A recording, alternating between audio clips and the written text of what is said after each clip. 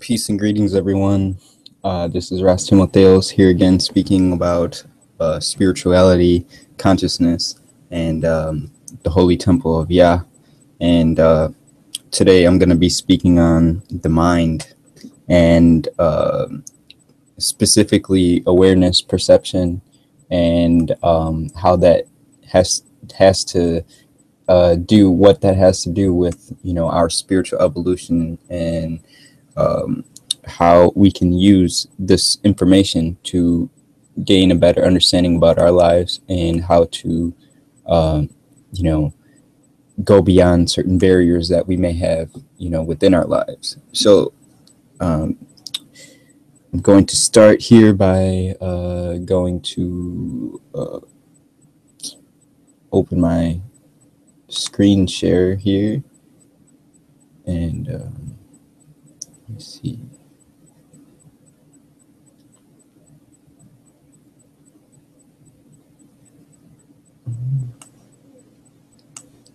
We will define, or let's go to the etymology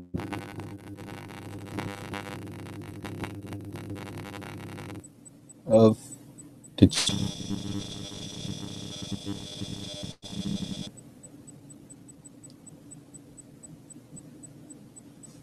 hope so here.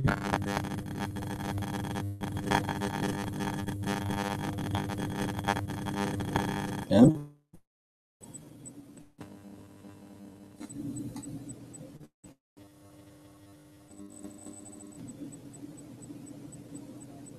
Okay.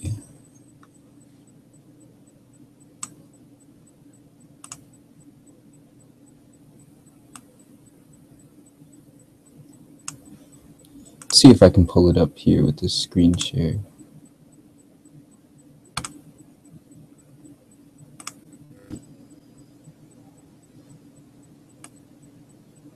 Okay. Hopefully you guys can see that. So consciousness, noun, 1630s, internal knowledge from consciousness, meaning state of being, awareness. It's from 1746. Now these dates just gives us an indication on when the general beginning of the usage of this word. So let's see, consciousness, conscious. So conscious, adjective, so it's description. Circa 1600s, knowing, privy to, from Latin conscious, knowing, aware, from consciere, see conscience, probably a loan translation of Greek synados, a word adopted from the Latin poets and much mocked at first. Sense of active and awake is from 1837. So here it gives us conscience. Let's go ahead and define conscience, noun, early 13th century, from Old French, conscience, conscience, innermost thoughts, desires, intentions, and feelings, circa 12th century. The Latin conscientia, knowledge within oneself, sense of right or a moral sense, from conscientum, nominative, conscience, present principle of consciere, to be mutually aware, from com, meaning with, and or thoroughly, and sciere, to know, and then it also says see science, also sounds like science, huh? Probably a loan translation from the Greek synadius, literally with knowledge, sometimes nativized in Old English, Middle English as Inuit. Russian also uses a loan translation, so vest or conscience, literally with knowledge. So let's go back here. there's some other definitions that we can see. So there's subconscious, consciousness, subconscious. 1832, not wholly conscious, feeling feebly conscious. So it says implied in subconsciously from sub and conscious. First attested in De Quincey, the noun in the physiological or the psychological sense, mental process of taking place without consciousness, is attested from 1886 from adjectival sense, occurring in the mind but not in consciousness. Earlier noun was subconsciousness, 1845. Now the subconsciousness is known now in science to be the part of the mind which indicates past thinking, one's past thinking, one's past experiences. And this becomes the forerunner of behavioral patterns. So here we have sentience. Sentience, noun, 1817, a faculty of sense, feeling, consciousness. See sentient, ents, sentiency, 1796. So sentient. 1630s, capable of feeling, from Latin, sentientium, nominative sentiens, feeling, present particle sentiere, to feel, sense, noun, meaning conscious of something, is from 1815.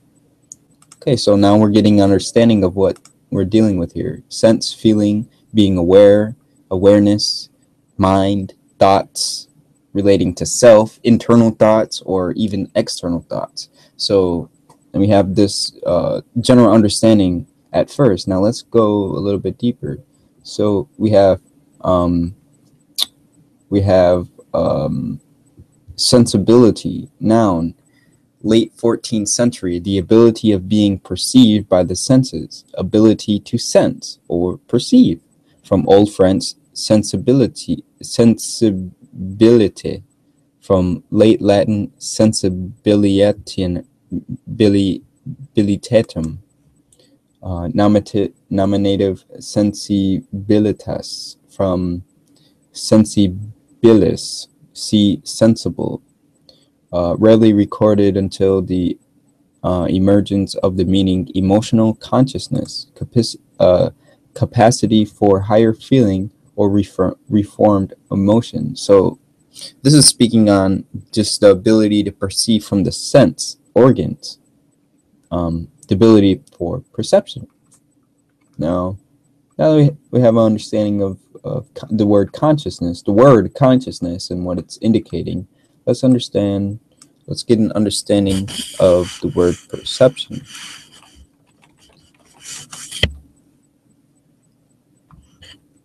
Okay, see, we have sense again, and then we have perception, self-perception, and we also have the intellect. So we're dealing with things of the mind. Metanoia, also known as repentance, the change of mind. So these are things that have to do with the mind. Impression on the mind.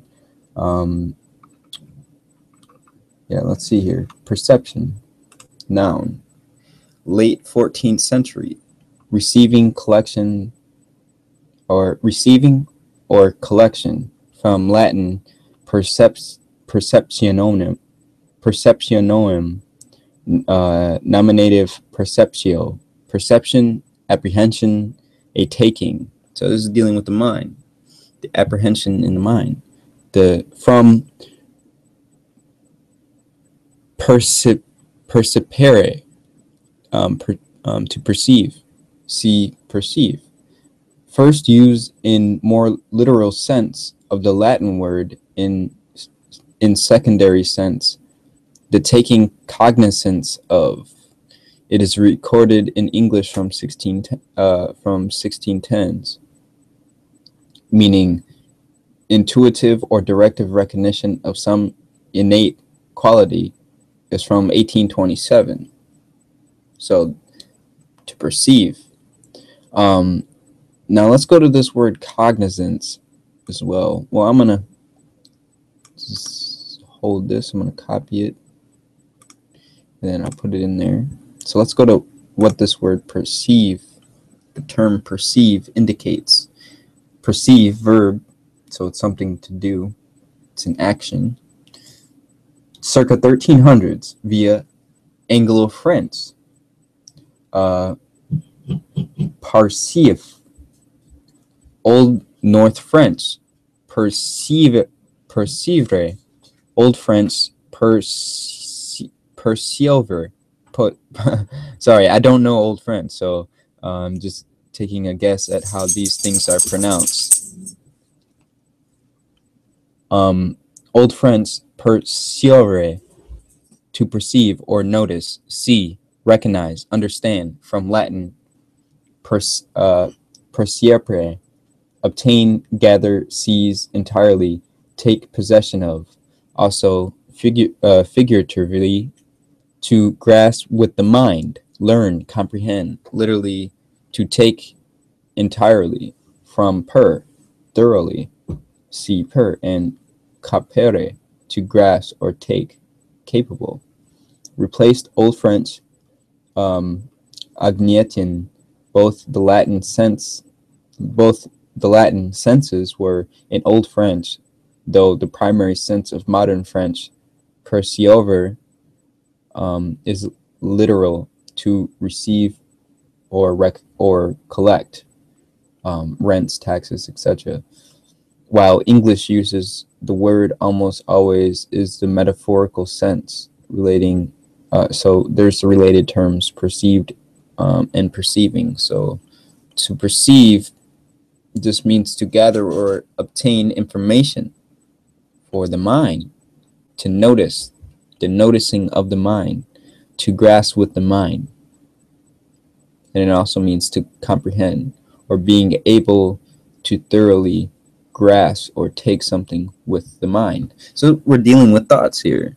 So mind is always creating. Awareness of the mind brings bits of information to the brain from the bodily organs. So the interaction of the mind through it involves the interaction of the mind, the environment, the brain, and the body. So my understanding of how this thing works is different from the ordinary consensus of how consciousness is involved with psychology.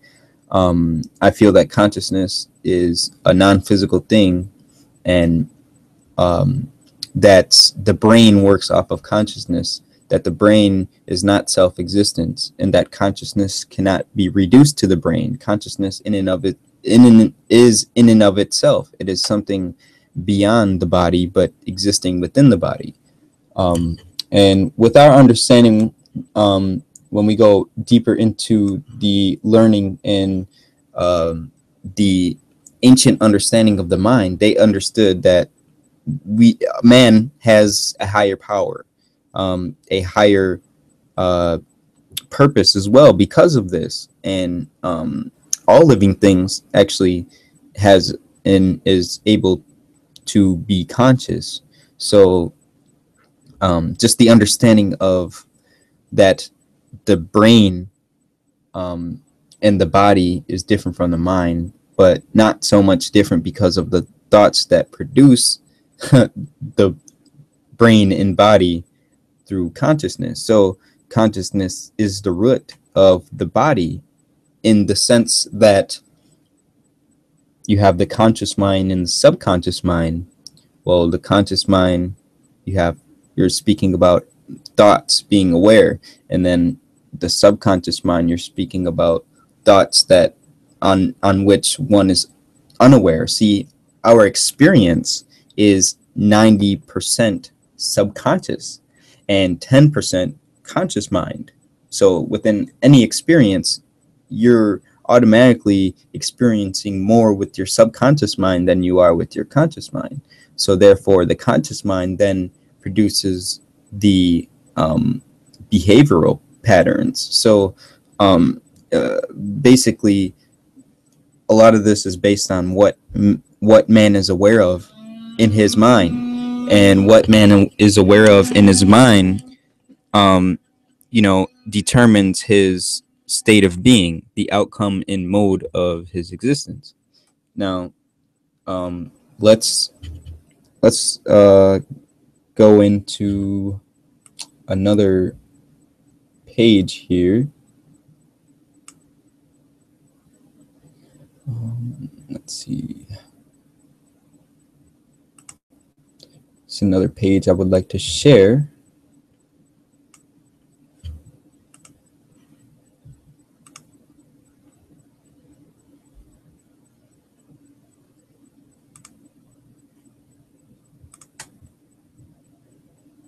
Okay.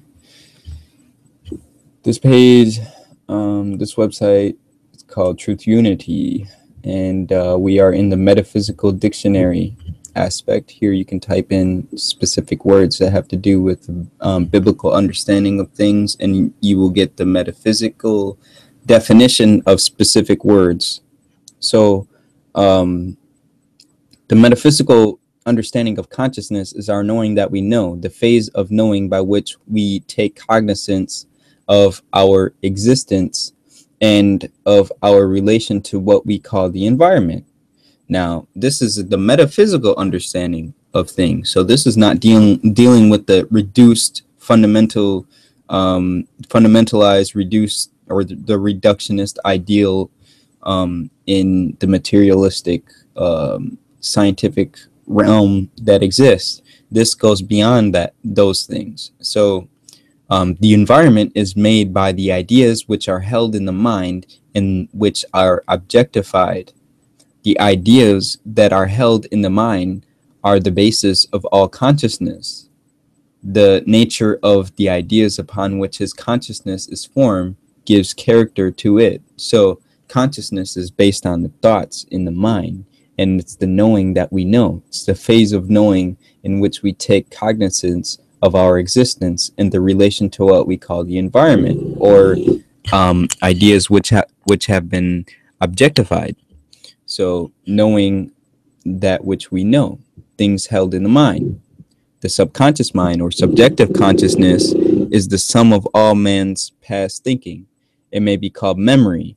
The subconscious sometimes acts separately from the conscious mind, for instance, in dreams and in work of carrying on bodily functions such as breathing and digestion. The subconscious mind has no power to do original thinking, and acts upon what is given to it through the conscious or the superconscious mind. See, we already spoke upon the conscious and superconscious mind earlier, specifically the superconscious mind in many of my past videos. So all of our involuntary or automatic activities are of the subconscious mind. They are the result of having trained ourselves by the conscious mind to form certain habits and to do certain things without having to center our thought upon them consciously. So there you go with my explanation earlier.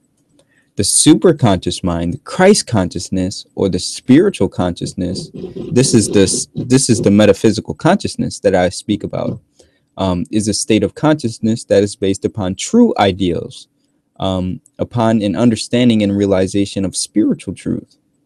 So then we have personal consciousness and sense consciousness. Now, sense consciousness, I want you guys to, take in, because this is very important to understand as far as the spiritual development.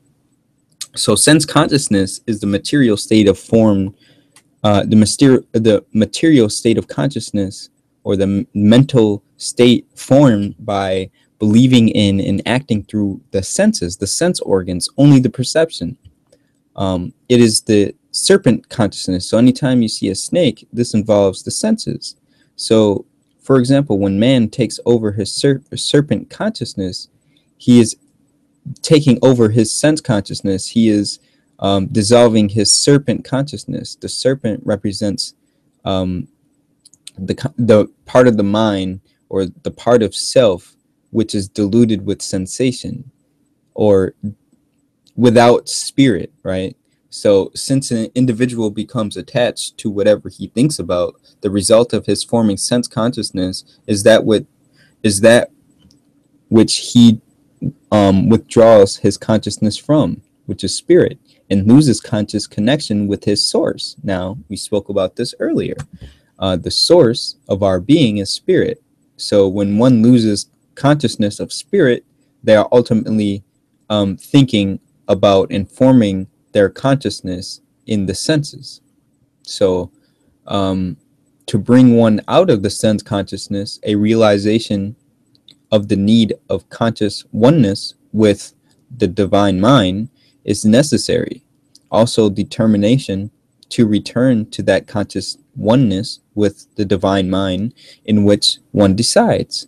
So there's a quote, "I will arise and go with my Father," in which Yeshua HaMashiach said. So his understanding of Father, Abba, Ab, the Father, Baba, the understanding of the Ab is the fact that the Ab represents the divine mind, the higher self, the divine mind within man. So material consciousness is much of the same as personal and sense consciousness.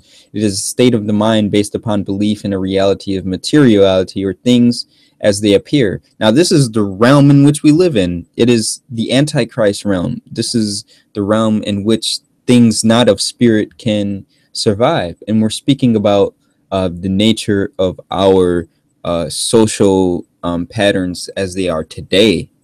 We live in a totally sense conscious reality. The people praise the possession of things, to have many things, to have a lot of money, to have a big house, to have a big car, all these material things. Now, and it's praised. So we live in this material sense of consciousness. We're bombarded by us consuming material things on the daily basis. So we live in a state of sense consciousness, and our duty, in this sense, is to raise our conscious out of the state of sense consciousness. So a state of consciousness is a certain phase of the mind built up through thinking of some particular idea. So those who have created this material reality, the matrix in a sense, they've created, or they built up a mode of thinking, or they've given us particular ideas. Now, what are you aware of? What are you conscious of? And how are you perceiving it? Because how you perceive it is going to determine your behavioral outcomes. So ask yourself why people do the things that they do. Just simple questions. So material consciousness and the state of consciousness in which we exist in right now must be changed. So as you go on in your expression of the divine mind, you will find that you have many phases of mind in yourself with which to deal with. So these we call states of consciousness. So man has many states of consciousness. Now, this is another important concept to understand. Man is consciousness, mind and thought. There are many different states of consciousness: sense consciousness, pure consciousness, spiritual consciousness. There's many states of consciousness, and it is very important to understand our place of consciousness in spiritual growth, because while all the divine ideas such as love and life, substance, meaning like spiritual being, life, and intelligence, dealing with the mind again, are eternal and omnipresent. These things are forever and omnipresent. They exist everywhere, at all the time. You know what I'm saying? So they are not so to us until we incorporate them into our consciousness. Until we know this, we may be satisfied with the intellectual concept of them, like somebody telling you about love, life, substance, intelligence. It's up to you to be that. It's up to you to become that within. and to realize that and express that rather than just intellectually talking about it. So it says, unless we know this, we may be satisfied with an intellectual concept of them or deceive ourselves with the thought that because life is eternal, our consciousness is non-consciousness of that fact can make no difference. Consciousness of eternal life places one into the stream of life that never fails. Without this consciousness, dissolution will result and spirit, soul, and body will be separated. And this is currently what's going on in our society. And it's created for a reason. Everything is done for a reason. People know what they're doing. So man merges his consciousness with the absolute through harmonizing all his ideas with the unlimited ideas of the Christ mind, or the divine mind, the Christ consciousness. This is accomplished by understanding the divine mind and its laws, the creative process of thought in the mind and how it becomes being. So the necessary food for man is the word of the divine mind. Now, this is not written in any book. This is written within man's being. Man knows God naturally, So without it, there is no substance or no sustenance for spiritual consciousness, and the soul and body perish with hunger. So we must feed our spiritual consciousness, and that is what the Temple of Divine seeks to do. Allow us to realize the divine mind in all of its aspects, to feed the soul, to feed the spirit, that which man cannot get from his society and its environment right now as it stands. So in the study of things pertaining to religion, we should keep in mind that the three activities of consciousness, spiritual, psychical, and physical, so spiritual, mental, and physical, and the spiritual is the realm of absolute principles, or the principles, ideas in the mind that relates one to the divine mind. The psychical is the realm of thought, images, or the relative internal representation, or the mental images which one gets from perception. It's the realm, and the physical is the realm of manifestation. The well-balanced, thoroughly developed man, of which Yeshua is the type of, comprehends and consciously adjusts his spirit, soul, and body as a whole, and thereby fulfills the law of his being. Man's being is spirit, soul, and body, spirit, mind, and body. Those who are on the way to this attainment have various experiences, which are symbolically set forth in the scriptures. So the scriptures, the biblical understanding of any religious book, is the fact that they describe spiritual experiences, that which allows man to build his way to spiritual attainment. It's a cultivation, you're building something, cultivation of a spiritual body, spiritual thoughts in one's mind. Because we live in a world where now we've cultivated a so and so forth. I want to say, we've cultivated a body full of disease and death and worry and hunger, impurity, unholy. So is my understanding that, and should be your understanding, that, you're beyond that which everything has been given. You know what I'm saying? You're beyond, the job, the 9 to 5. You're beyond that. You have something worth in this life. You see what I'm saying? You're not just defined by the things in which society defines you by. So in our understanding of spirituality, it is the understanding of the spiritual consciousness. And it is by the thinking upon the ideas of the divine mind that man becomes conscious of the divine mind.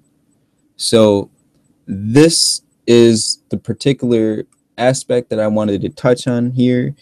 So 2 basic questions: what are you conscious of, and how are you perceiving it? For example, man can be aware of himself and the universe, but his perception and how he is perceiving it will indicate his understanding and interpretation of the universe and himself. So I will leave it at that. And thank you guys for tuning in again. I really appreciate it. Leave your comments down below, and I will return with my messages and my information. So stay tuned.